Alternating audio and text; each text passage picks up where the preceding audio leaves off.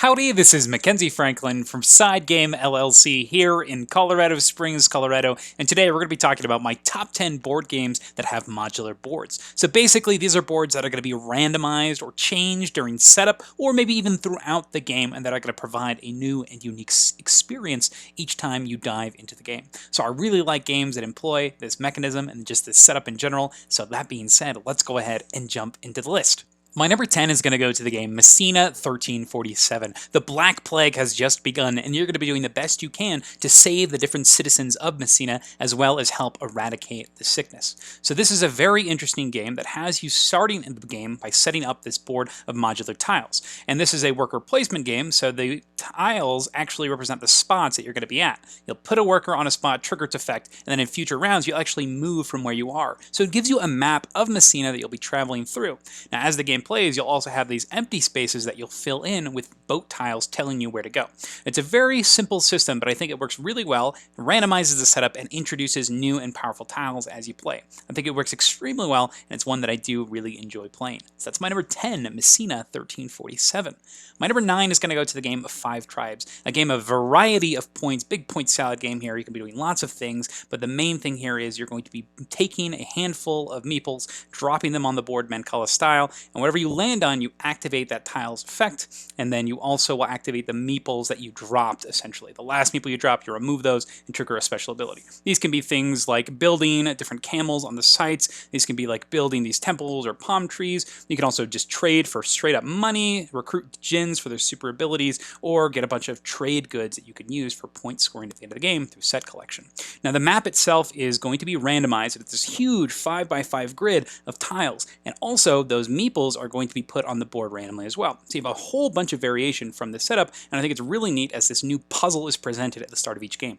In addition, if you play with some of the expansions, they add even more tiles to the mix, and that's going to make it just a larger board, but it also adds some of these cool mountains, which are going to provide obstacles for you to be dropping your meeples. This is really neat, a great puzzle game with a lot of freedom, yet restrictions in the way you're dropping things, and I think it's done extremely well. So that's my number 9, 5 Tribes. My number 8 is going to go to the game Dwellings of Eldervale, a game where you play as settlers into a fantasy land, doing your best to, well, dwell. You're going to do this by creating these small little dwellings around the map. Your meeples actually will turn into these little huts, and then you'll gain elemental powers from the areas you settle in. There are monsters that traipse around the areas, and also ruins that provide special abilities. So the way the board works in this is start of the game, you'll have a randomized assortment of tiles, you'll shuffle them up, and that'll be kind of where you start off. You'll be able to place anywhere, just kind of like in Messina at the start, and then move once you've placed. But after you've placed, you're going to take a recall action and bring all these workers back to activate tableau cards in front of you. So it's a cool kind of push and pull system where you say, okay, how far can I go with actually putting workers out before they get maybe defeated in combat or attacked by a creature or something,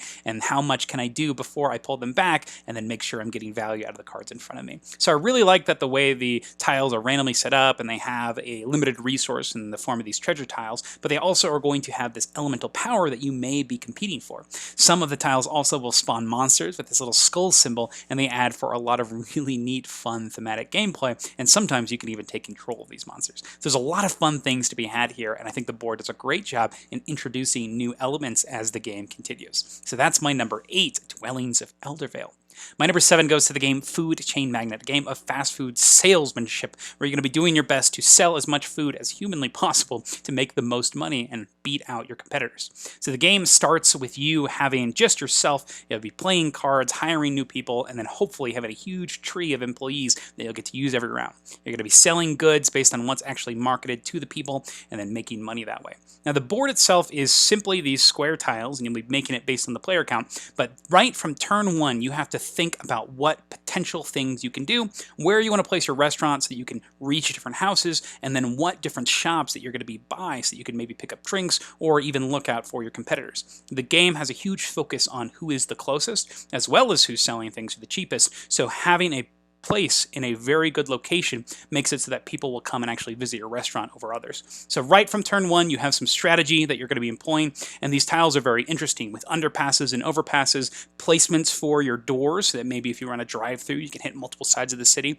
There's a lot of really neat stuff going on here, and from turn 1, you get to kind of explore and make a plan for this board. I think it's done really well here and makes for a very interesting experience. So that's my number 7, Food Chain Magnate. My number 6 is going to go to the game Clans Clans of Caledonia, a game of Scottish clans doing their best to produce all sorts of different goods and then ship those out of the country and bring in some valuable goods in return. So the way this is played is you're going to be putting out these little pieces onto the board, and at the end of every round, they're going to produce things for you. So lots of little production buildings. You're going to have basic things such as cows that produce milk, and then advanced manufacturing plants that actually take that milk and make it into cheese or something like that. Wheat is pretty versatile, as you can make whiskey or you can make bread, little toasts. The pieces are adorable in this game, but the board is really fascinating here. I really like how each of these board pieces, there's 4 of them and they're all double-sided, but they have a central marker here that make up this lock in the center. These little 4 rocks show which pieces actually will meet to form that center lock. So you'll flip the tiles to whatever side that you kind of won or randomly, and you'll put them together, and so you have a general idea of what the map is going to look like, but those different variations are going to change the gameplay. It's very subtle, very minor, but I think it does a really good job here, and it is non-intrusive, it's very easy to set up, and it does it extremely well. So I really like the way the board is set up here in Clans of Caledonia, my number 6. My number 5 is going to go to the game Spirit Island, a game where you play as spirits repelling colonists from taking over the land and blighting the land from your fellow Dahan, the natives of the islands you're protecting. You play as these giant spirits, and the game is all about generating powers and pushing out colonists, whether through power or fear. It is a fantastic system. But this game's boards are really, really neat, as you're going to have these pieces that are kind of like leaves, and each of them has a certain amount of terrain on them, and you'll be piecing them together based on the player count. Each player gets a board, and there's lots of different layouts for these different boards. So for example, you could have this 6-player version here, and it's kind of this star pattern, or you could have that 2-player version, just a single board. There's also new rules in the Jagged Earth expansion where you can even make little islands that they have like an archipelago. It is really, really cool. I think that is just a super awesome system, the flexibility that you have with these boards. And the boards are actually double-sided where you have a kind of basic side here, but on the other side it's more thematic. So you can even have this really cool detailed art, and not everything is necessarily equally distributed. So you have some really cool variety there. So I really like the way this is done, and I'm just really impressed with this game as a whole. So that's my number 5. Spirit Island. My number 4 is going to go to the board game Nemesis, Alien the board game, as you try to defeat these intruders, these aliens, as you are trying to fulfill your own objective and escape alive without becoming infected or worse, killed. During the game, you're going to be exploring room after room, trying to find specific places, items to help you survive. Now, at the start of each game, you're going to put these rooms randomly into numbered areas. So you have 1 rooms and 2 rooms. The 2 rooms are kind of special rooms, so the ones are going to be in every single game. I might have that backwards, but not a big deal. So after you do that, you'll then put these encounter tokens on them, these little question marks, and they're going to represent different events or things that can happen when you enter the room. I think this is just extremely fun, extremely interesting as you're exploring your way through this ship that you're a little discombobulated about where everything is. I like the active exploration of wanting to separate so that you can explore more rooms, or staying together so that you can fight these intruders together. You have some really cool stuff with the rooms, different abilities, and then sometimes a room that you need might pop up all the way over on the other side of the map, and so having to trek through these is pretty interesting. So I really like the differences here, the different rooms and the different encounters that are also attached to the rooms. It's done very well, very thematic, and I think it's a blast. So that's my number 4 in Nemesis, the board game. My number 3 is going to go to the game Burgle Bros 2, The Casino Capers. This is a sequel to the original game, but it's done in a very interesting and more streamlined approach. So first off, there's only going to be 2 floors for this casino, and you're going to be taking your different thieves and going in and trying to perform a heist. Once you have found the key to the safe, you're going to be able to go into there, type in the codes, and then something will happen. It's a very cinematic experience. For example, if you are trying to break out a car from the safe, you can only imagine what's going to happen when a car shows up in the middle of a casino floor. There's a lot of interesting things that happen here, but the boards are very, very cool. I love that at the start of the game, not only are you shuffling all of these tiles and making the 2 separate floors,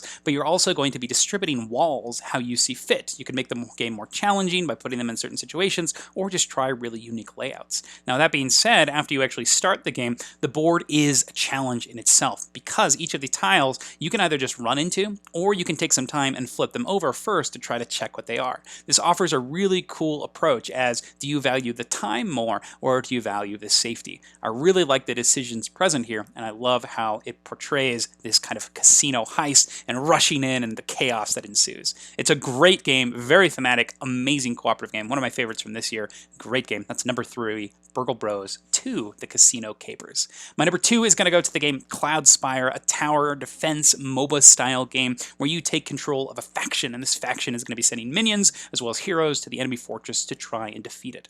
Now, this is done in the form of minions who are following a scripted path and just going to attack whatever is next to them, or heroes that have some more freedom and agency as they move around exploring. Now, the board is really fascinating as you have these large tiles made of hexagons that are going to be placed at the start of the game. If you've played a couple of times, then this will kind of give you an idea of what strategy or what positioning you can make. You'll place one at a time and then place your fortress around the board. In addition, each of these boards has these exploration tokens, and these tokens vary in their strength or their interesting effects, and these can have things that you're going to be interacting with throughout the game. There are going to be some early game loot that you can acquire and hopefully take those resources and use them to increase your strength of your faction through the use of different abilities. There's lots of different choices here when it comes to how you pursue, how you set up the board, but once the board is set up, you can continue to change it through the use of these earth-shaped tiles. So these small 3 spaces, hexagonal tiles that you actually will put, and they will continue to modify the board, changing paths, making areas where you can now create new spires, the towers that you'll actually be using to shoot down the enemies. It is just so fascinating, and I think that it makes for a very interesting game when the setup of the game is also critical to your strategy. So that's my number 2, Cloudspire. And my number 1 is going to go to the game Gaia Project, one of my favorite engine building games ever, a game of space, civilization, discovery, and settlement. This is a game where you take a asymmetric faction and you're doing your best to spread across the galaxy. Now, very similarly to Cloudspire and some of the other games on this list, the start of the game is going to have you putting out these boards in a modular style. You're going to have some that need to stay in the center, but others that will surround. And based on the setup of the board, this is going to determine your entire game, what factions you're going to be bidding on in order to play, and what factions are going to be strong. In tandem with the round goals, you're going to have some idea of what you actually want to go after. So each of the factions has some type of planet that they're very good at settling on. So the map itself is going to have all of these different planets. So you need to be aware of what planets you need to go to and what planets are close that are going to be easier for you to settle. This is really fascinating because in addition to what's good for you, you also need to be aware of where your opponents are going. When you're near your opponents, you're going to get discounts on certain actions, and I think it's just so interesting how there's that push and pull of, do I be close to my opponents to get discounts, but if I am so close, they could potentially ruin my plans by settling in areas that I want to go to. There's a lot of things to think about based on that initial setup of the board, and I love that it's different. It's not static, which is going to make for a different game and a different experience, something that you're going to want to keep on going into. So that's this amazing game with a great board system. That's my number 1, Gaia Project. And that's the list. Those are my top 10 board games with modular boards and why I really like those boards and how they function in the games. If you have any questions about any of the games you saw here, please let me know down in the comments below. Which games did I miss for this list? Are there any on this list that you agree with? I'd love to hear your opinions and what your favorite games with modular boards are. But thank you so much for being here and watching. If you haven't subscribed to the channel already, please make sure you do. It's the best way to help us grow. Thank you so much. SideGame Strong.